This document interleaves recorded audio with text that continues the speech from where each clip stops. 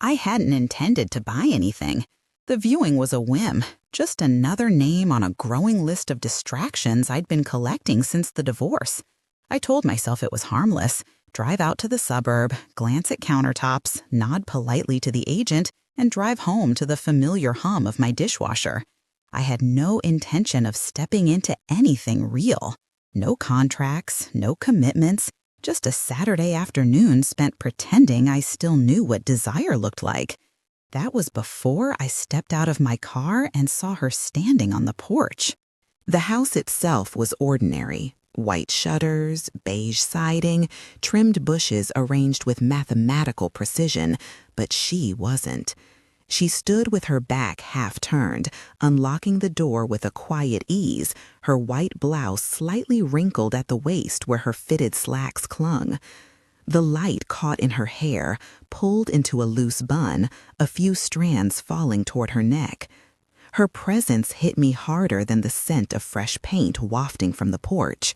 I blinked once, twice, told myself to get a grip, and walked up the steps. The door opened with a low mechanical click, and I crossed the threshold into silence. The air inside was cool, dry, and impossibly clean. That scent, like newly unwrapped wood, like polished ambition, rose immediately to meet me.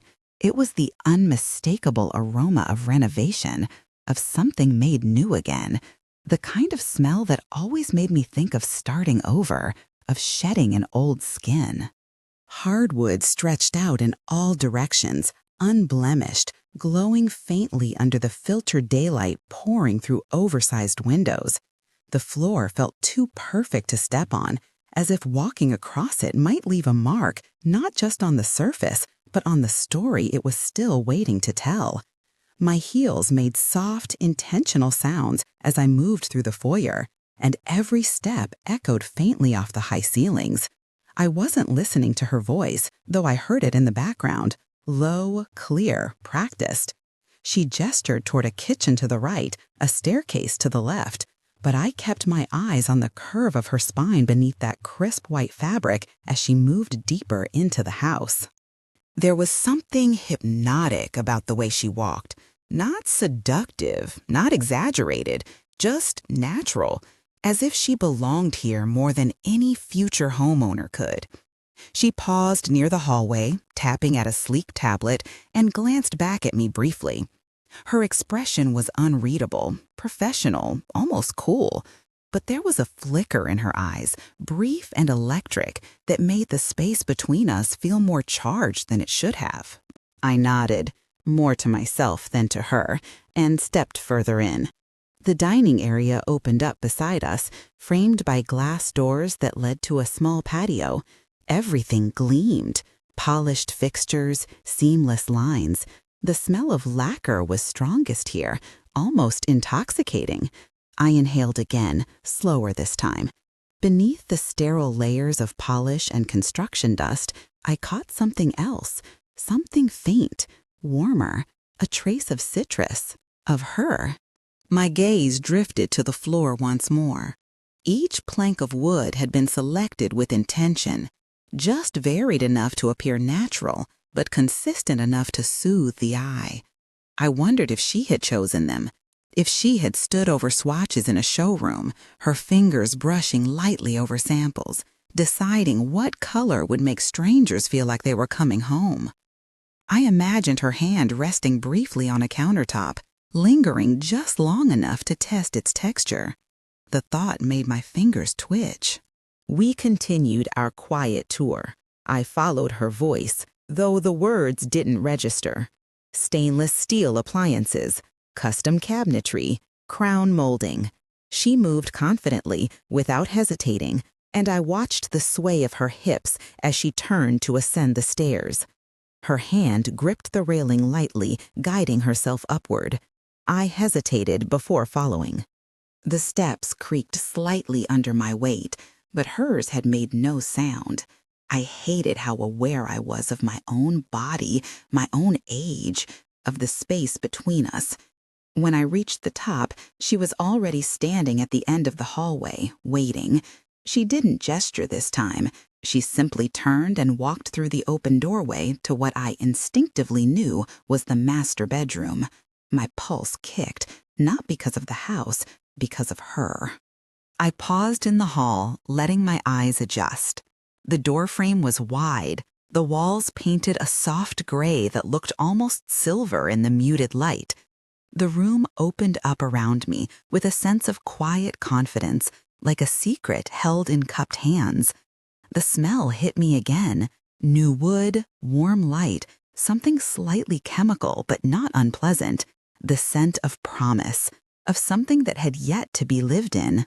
She stood near the window, arms crossed loosely, saying something about walk-in closets and ensuite baths. I wasn't listening. I couldn't. The way the light touched her cheekbone, the way her blouse clung to her lower back, it disarmed me. The air between us thickened, and I realized I had stopped moving. My hands were still at my sides, my breathing shallow, my chest tight with something I didn't dare name. I wasn't looking at the bedroom anymore. The floor beneath me felt too smooth. I imagined what it would feel like to walk across it barefoot, to feel the cool grain under my soles in the quiet of early morning. I pictured myself standing by the same window she now occupied, wrapped in a towel, sipping coffee while sunlight crept slowly across the floor. But she didn't belong in that fantasy as a passing figure. She was part of the frame now, essential, fixed. The room felt alive, not with the energy of potential buyers or the echoes of imagined furniture. It was alive because she was standing in it, because I was here, watching her, and wondering how we'd both ended up in this space, pretending we didn't feel it, the shift, the pull, that strange unspoken gravity drawing us closer under the guise of business. I took one step toward her, just one. My foot pressed against the floor, and the sound was barely audible, but it might as well have been thunder. The scent of new floors followed me. The moment I stepped into the room, I felt something settle around my shoulders like heat, the kind that has nothing to do with temperature and everything to do with tension. The bedroom was large, but not oversized, balanced, with light that softened the angles of the walls. It was staged, of course. Crisp white bedding, pale gray throws, a pair of tasteful paintings that meant nothing. But the space felt curated for something more intimate than selling square footage. It felt deliberate, intentional, like it had been waiting for something or someone to disturb its quiet. She stood near the bed, her back to me, running a hand across the top of a dresser as if checking for dust that would never be there. Her movements were casual, but they carried the stillness of someone aware of being watched. And I was watching, closely. The way the muscles in her shoulders shifted beneath the fabric, the dip of her waist where the shirt tucked cleanly into her pants, the slight bend of her elbow as she turned to face me. My breath caught in a way that made me feel suddenly too old and too alive. I took a step forward. The hardwood floor groaned softly under my foot, the sound barely noticeable, yet it seemed to echo louder in my head. She tilted her chin, just a fraction. Not an invitation, not a command, just a gesture that acknowledged my presence in a way that made my skin prickle. I crossed the room slowly, each step deliberate, not because I had a plan, but because every instinct screamed that I was entering a place where nothing would remain untouched. The bed stood like a silent witness at the center of the room. Its pristine sheets glowed faintly in the soft afternoon light, neatly folded edges waiting to be undone. I felt its gravity immediately, not the comfort of rest, but the suggestion of something else, a place where people do not sleep, a place where breath quickens and words fail. I paused at the foot of the bed, unsure what I was doing, only that I couldn't leave. My hand reached out and brushed the coverlet lightly. The fabric was smooth, cool, but my fingertips burned. She walked past me then, close enough that her scent wrapped around me like steam rising from something hot and hidden. She didn't touch me. She didn't need to. Her proximity unraveled something already fraying inside me. I turned slightly, just enough to track her movement, and caught the shape of her mouth in profile. Relaxed, composed, beautiful in the way that makes you question how long you've been asleep to your own longing. She stopped by the far wall, pointing out features I didn't hear. I watched the movement of her lips, but not the meaning. My attention had narrowed to the stretch of fabric over her hips, the gentle sway of her hair against her neck. My own pulse had become a sound, a sensation. I felt it in my throat, in the space behind my knees, in the place between my thighs that hadn't stirred like this in longer than I was willing to admit. There was something dangerous about how familiar she seemed to this room, as if she belonged here, as if I was the one interrupting something private, sacred. I could imagine her in the mornings, sunlight on bare shoulders, yawning into a cup of coffee she'd placed on the windowsill. I could see the same fingers that now held a tablet, resting against a pillow, clutching a sheet, pressing into skin. My skin. The image slid into my mind too easily, too completely. She stepped closer again. I didn't move. My chest tightened under the weight of stillness. I became acutely aware of my blouse, suddenly too tight across my chest, my bra grazing sensitive skin with every breath. My arms remained loose at my sides, but I could feel the ache pooling low in my stomach. A slow, molten hunger that had nothing to do with food.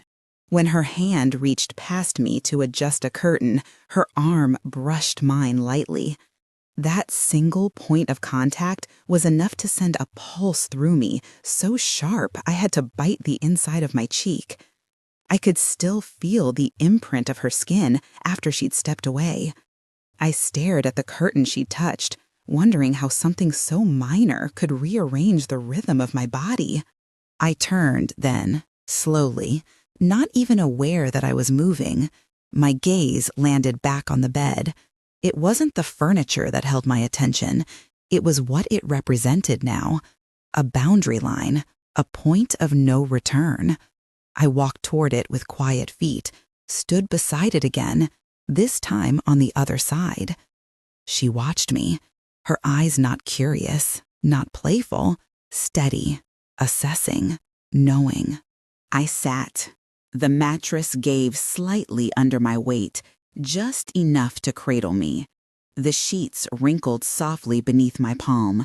My thighs pressed together instinctively. I didn't cross my legs.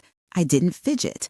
I simply let myself feel the way the room folded around me, as if it had been holding its breath since we arrived. She moved again, slow and measured, until she stood in front of me. The distance between us vanished. Inches now, nothing more. I looked up. My eyes caught the open collar of her shirt, the smooth line of her neck, the shadow beneath her jaw. My hands twitched, wanting to reach, to touch, to memorize. But I didn't move. Neither did she.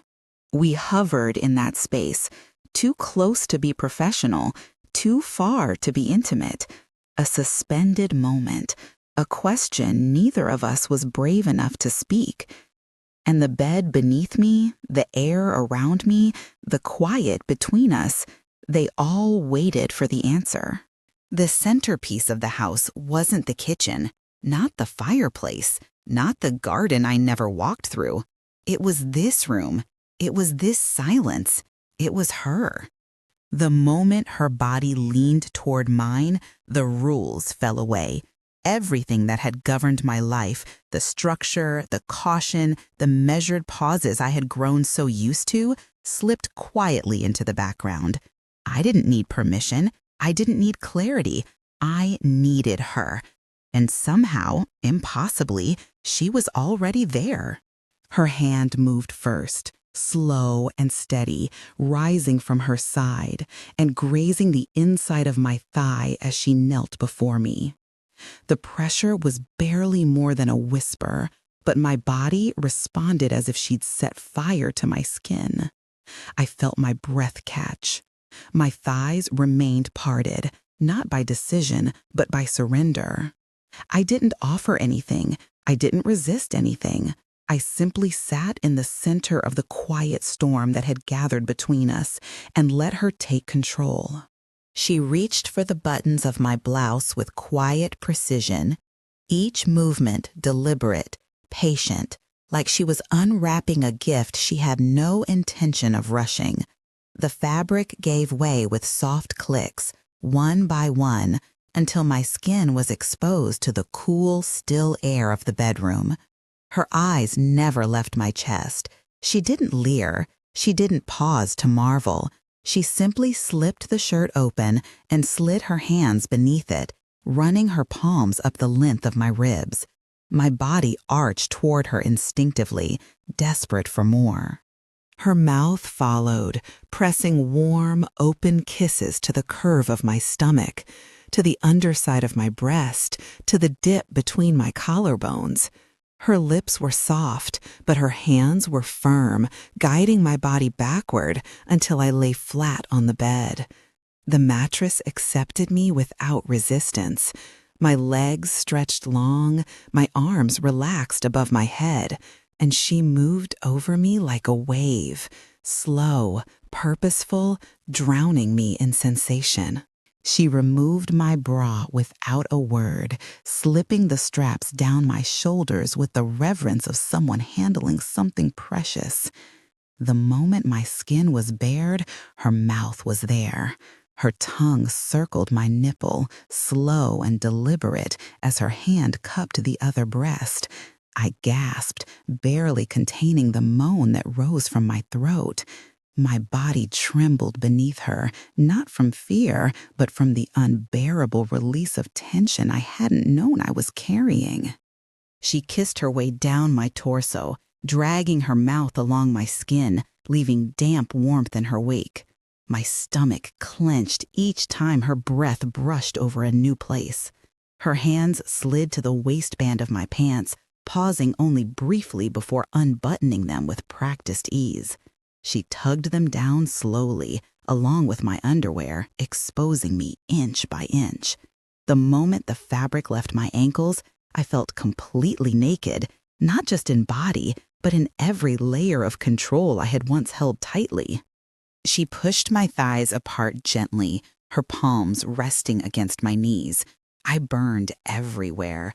My breath came in shallow pulls. I didn't move, didn't speak. I simply watched as she lowered her head between my legs and pressed her mouth to the very center of me. My hips lifted off the bed, involuntary, my body drawn toward her like a magnet. Her tongue was soft, slow, and devastating. Each movement was calculated, each stroke a conversation that needed no words. She mapped me, learned me, owned me.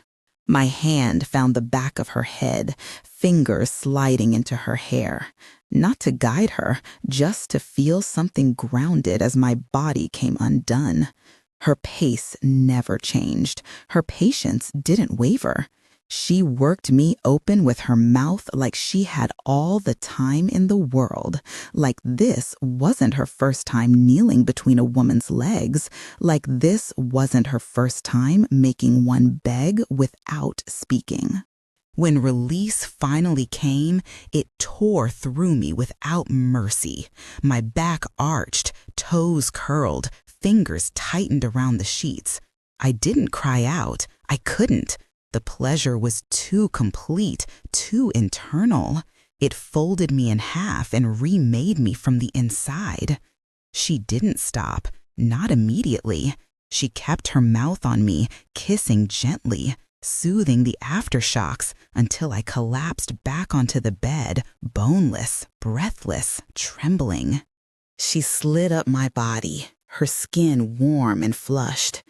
I reached for her without thinking, needing to feel her weight, her warmth, her breath against mine. Our bodies pressed together, chest to chest, stomach to stomach, hips aligned. She rested her forehead against mine, her breath shallow, matching my rhythm. I traced the line of her spine with one hand, the dip of her lower back, the rise of her hips. I wanted to touch all of her. I wanted her to feel what she had just given me. I rolled her beneath me with slow determination. She didn't resist. Her arms stretched above her head, her eyes locked on mine, wide and open. I kissed her collarbone first, then the hollow of her throat, then the curve of her breast. Her skin tasted like salt and heat and something I couldn't name. She sighed beneath me, arching slightly, her body inviting, yielding. I moved lower, my mouth exploring her with the same reverence she'd shown me. My tongue traced the edge of her waistband.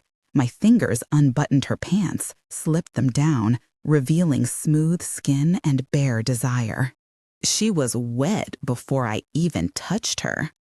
I slid my hand between her thighs, cupping her, feeling the heat radiate from her center.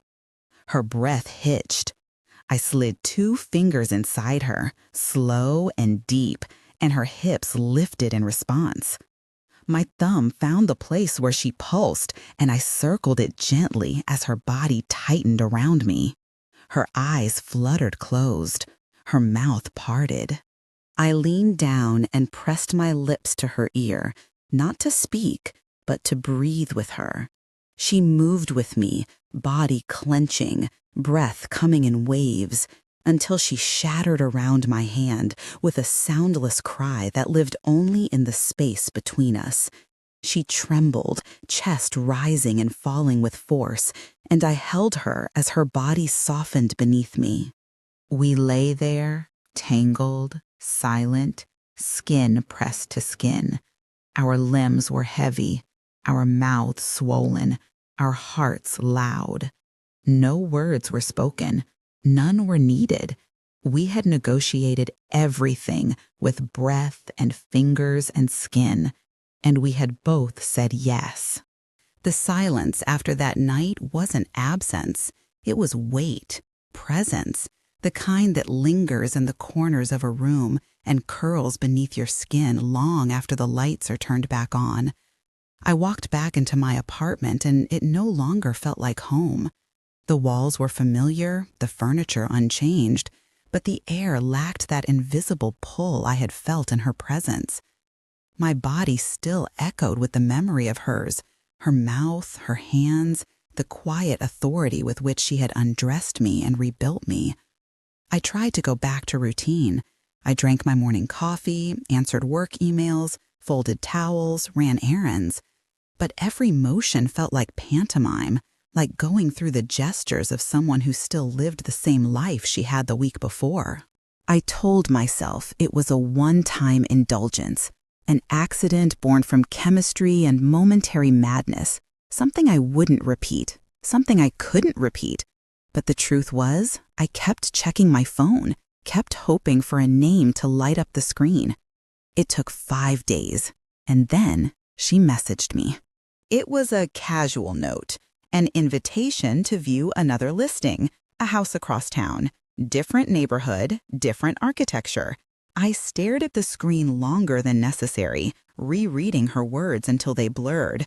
There was nothing overt, no acknowledgement, no reference, just a line about square footage and updated fixtures. But I felt it, the subtext, the undercurrent, the dare. I arrived before I was supposed to, parked down the street and sat in my car with the engine running, staring at the house with its manicured lawn and blue shutters. I didn't know what I was expecting. I wasn't here for real estate. I wasn't sure what I was here for. But my body buzzed with low anticipation. My hands gripped the steering wheel tighter than necessary. When I finally stepped out, I was already flushed. She was waiting at the front door, backlit by afternoon sun, hair down this time. She looked different, more relaxed, more dangerous. She didn't reach for a handshake, didn't offer a brochure, just stepped aside to let me in.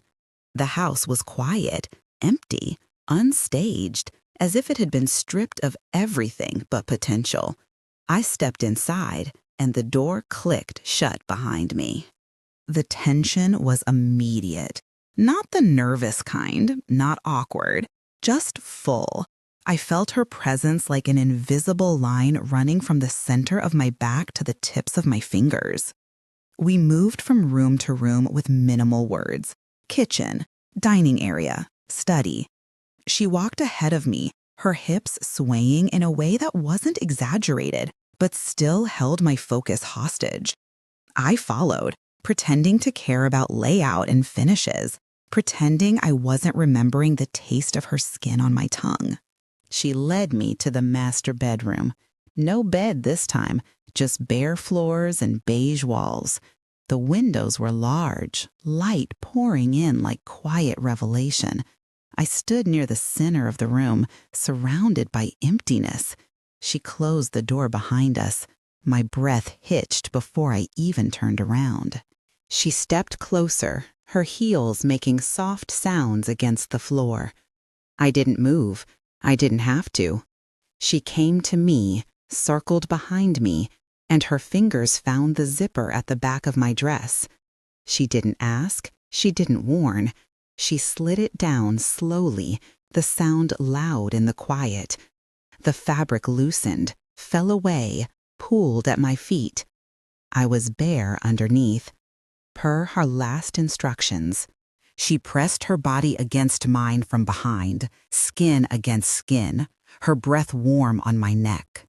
Her hands traced my waist, my hips, my thighs. There was no tenderness, only control. She guided me forward, toward the nearest wall, and placed my palms against the surface. Her hand slid up my spine, pressing gently between my shoulder blades, encouraging me to bend. I obeyed. She knelt behind me. Her mouth met me without hesitation. Her tongue moved with the confidence of someone who knew exactly how to unravel me. I gasped, knees trembling, arms braced against plaster. Her fingers dug into my thighs, holding me open, steady, exposed. My body arched against her mouth, desperate and yielding. She didn't stop until I cried out, loud and raw, pressed forehead first against the wall. After, she pulled me back, turned me around, and kissed me hard. Her mouth tasted like me. Her hand cupped my jaw, thumb brushing my cheek with unsettling gentleness. Then she stepped away, retrieved a folder from the corner of the room, and handed it to me without a word. Inside was a printed agreement, a service contract, a premium client program, monthly retainer, exclusive access, personalized, ongoing guidance. I read the words, but they made no sound. Her handwriting was already on the final page, a space left blank for mine. I didn't ask what it meant. I didn't need to. I signed it. Her smile was slight, almost professional. She handed me a copy, and I realized I had just hired my addiction. The agreement changed everything, not in the way I expected. There were no grand gestures, no declarations, no sudden shift in dynamic that could be measured in conversation or routine. But something inside me recalibrated. I began to move through my days with a strange awareness of belonging to something unnamed. Like a contract had been signed, not just on paper, but beneath my skin. She didn't text often. She didn't need to. Her messages were brief, clinical, always disguised as business, property updates, time slots, location pins. But I read between every line, trained myself to find the pulse hiding inside her phrasing. When she used a period instead of an exclamation mark, I knew her mood. When she sent nothing for days, I felt it in the hollow between my ribs. I didn't reach out. That wasn't the arrangement. I waited, and she always came back. The meetings blurred. Sometimes they happened in pristine homes with fresh paint and untouched stoves. Sometimes in dusty shells of buildings that would never sell. Once, in the back seat of my own car, windows fogged, my skirt rucked up around my hips, her hand between my thighs like she owned the space. And maybe she did. After each encounter, I returned to my apartment with my clothes slightly misaligned, hair still warm from her fingers. I would sit at the kitchen table and go through my emails, pretending I could switch parts of myself back on and off like lights. But my reflection in the dark window always betrayed me. There was something raw there, something stripped. I had stopped recognizing the woman in the glass. I took inventory of my life like someone preparing for an audit. I counted the number of unread messages from friends I no longer responded to. I reviewed the groceries I bought and never cooked. I noted the shoes left untouched by the door, the wine bottles opened and abandoned half full. Everything became evidence, not of chaos, but of shift. Quiet, steady shift. I started seeing her in places she wasn't. A blonde at the grocery store with the same posture. A woman on the treadmill at the gym with that same low ponytail and steady rhythm. My body reacted before my brain could correct it. Breath catching, heart rising, thighs clenching. It wasn't her, but the echo stayed. She had retrained me, not through force, not through words, through absence, through scarcity. I began to crave her silence as much as her touch. I learned to read into voids, into pauses. Every time she pushed me against a wall or knelt in front of me without speaking, she rewrote the language of my desire. She didn't need to ask what I wanted. She knew, and I wanted to be known more than I wanted to be loved. The first time she left a mark, it wasn't visible. It was a silence, a moment when she looked at me afterward, her expression blank, her breathing steady, and then turned and walked away without touching me again. I lay on the floor of that house for several minutes, skirt twisted around my waist, chest rising and falling in shallow bursts, wondering what I had done wrong. The answer never came, but I began to ache for that look, that withdrawal, that precise cruelty wrapped in restraint. I stopped trying to understand what this was. The questions were too complicated. Was I being used? Was I using her? Was this intimacy or transaction? Worship or control? The lines had long since blurred. I stopped needing to define it. I only needed to feel it. And I did, always, intensely, obsessively. There were nights I stood naked in front of my mirror, touching places she had touched, watching the way my skin flushed beneath my own fingers. It never felt the same. My hands were too soft, too kind. Hers held weight, purpose. Even her tenderness felt like possession.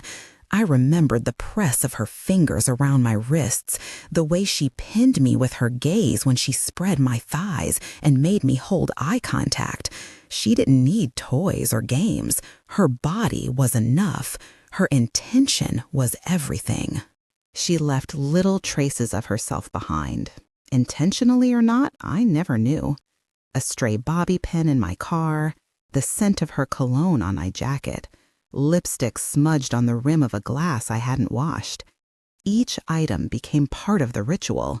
I lined them up like artifacts. I was archiving a connection that had no name. I began to dream in fragments, her breath on my neck, her voice, low and commanding, saying things I could never recall upon waking.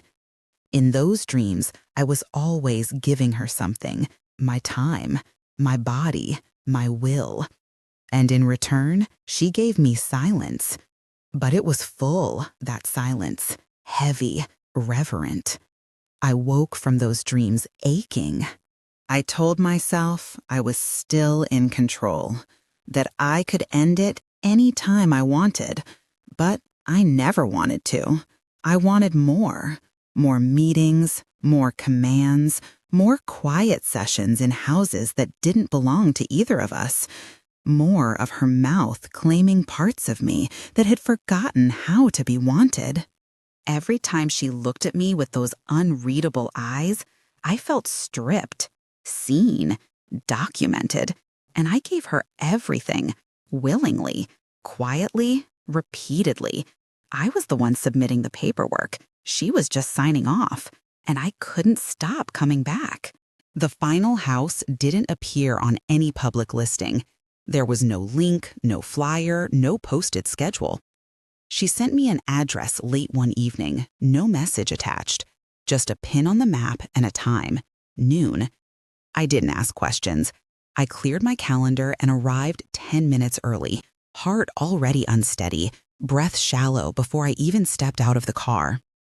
The house sat at the edge of a wooded street, a long gravel driveway winding up to a structure that looked both modern and isolated.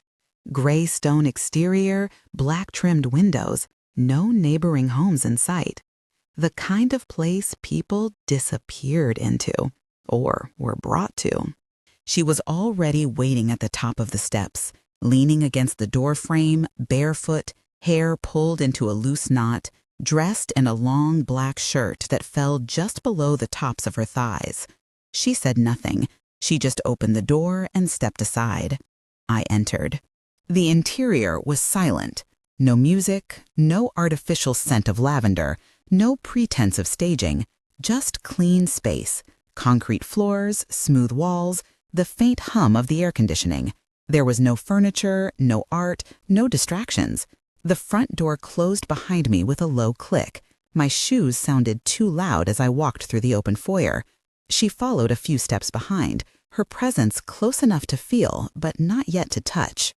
She guided me up a wide staircase and down a narrow hallway. The walls were painted a deep, moody green. At the end was a single door. When she opened it, I stepped into a bedroom unlike any we'd been in before. It was dim, lit only by natural light spilling through a slit window near the ceiling. A large bed, low to the ground, dominated the space. The bedding was black, the walls bare. A mirror leaned against one corner, tall and wide enough to catch the entire bed in its reflection. There were no words exchanged. She stepped closer and reached for the collar of my shirt, undoing buttons with slow, unhurried fingers. I stood still. My eyes didn't leave hers. She removed my clothing one piece at a time, not seductively, but deliberately, like she was erasing something, erasing everything. My bra slid down my arms, my underwear peeled from my hips. When I stood naked before her, she didn't touch me. She stepped away, crossed the room, and opened a narrow closet. Inside, folded on a shelf, was a bundle of fabric. She returned with a thin silk robe the color of ash and slipped it over my shoulders. It wasn't for comfort. It barely covered me. It was a uniform, a symbol. She tied the sash herself, double knotted at the waist, then walked to the bed and sat down, legs crossed, one hand resting beside her, the other patting the mattress in a silent instruction. I obeyed. She pulled me onto her lap. I straddled her thighs, knees sinking into the bedding, her hands resting on my hips. We didn't kiss, not yet. She simply looked at me. Her gaze traveled the length of my face, down my neck, across my chest. Her fingers slid inside the robe, pushing it off my shoulders. I felt the fabric fall behind me, useless now, a formality discarded. She kissed my collarbone first, then the hollow beneath my throat. Her mouth was patient, methodical, consuming. She took her time exploring me, claiming every inch with lips and teeth and tongue. I melted against her, my arms wrapped around her neck, pressing my chest to hers, grinding my hips slowly against the tension building beneath us. But she wasn't ready to let me finish anything yet. She flipped me onto my back with ease, sliding between my legs, her mouth following a trail down my stomach. She moved like she was unwrapping something sacred. When her tongue found me, I cried out, but she pressed a hand over my mouth, holding me still as she worked me open. My legs trembled, my back arched, but I couldn't escape her mouth, even if I wanted to. I came hard, my body clenching around the wave of her name trapped behind the pressure of her palm. When she finally released me, I was gasping, dazed, half broken. But she wasn't done. She stood and undressed in silence. No performance, no hesitation. Her body was lean, strong, familiar by now. But there was something different in the way she revealed it this time. No teasing, no invitation. It was presentation, ownership. She climbed back onto the bed, this time crawling up my body until she straddled my face. Her thighs on either side of my head, her scent already dizzying, her heat radiating down into my mouth before I even moved. I reached for her hips, but she pinned my wrists to the bed, forcing me to remain still as she lowered herself onto my tongue. I licked, tasted, surrendered. She used my face like it was hers, rode it like I was furniture, a possession. I didn't care. I let her. I wanted her to. She came with a low groan, thighs clenching around my ears, rocking against my mouth with sharp, measured rhythm. When she finally released me, her breathing was ragged, her skin slick with sweat. She lay beside me, dragging me into her arms, holding me there like something she'd claimed in battle. We stayed there for a long time, bodies tangled, limbs overlapping, her fingers absent-mindedly tracing the outline of my hip. I felt sore, marked, spent, but not in pain, not in regret. There was a kind of peace in the weight of her arm over me, in the silence that wrapped around our breathing. Eventually, she rose and walked across the room. I sat up slowly, watching her silhouette move in the dusky light. She picked up something from the dresser and returned with a thin black collar. Leather, unadorned, no explanation, just presence. She stood beside the bed and looked down at me. My body responded before my mind could catch up. I tilted my chin up. She buckled it around my neck with careful hands. Not tight, not decorative. Final. She leaned in and kissed me, softly, deeply, possessively. When she pulled back, her thumb brushed my lower lip, wiping away the trace of her. Then she whispered against my mouth. Not words, just breath.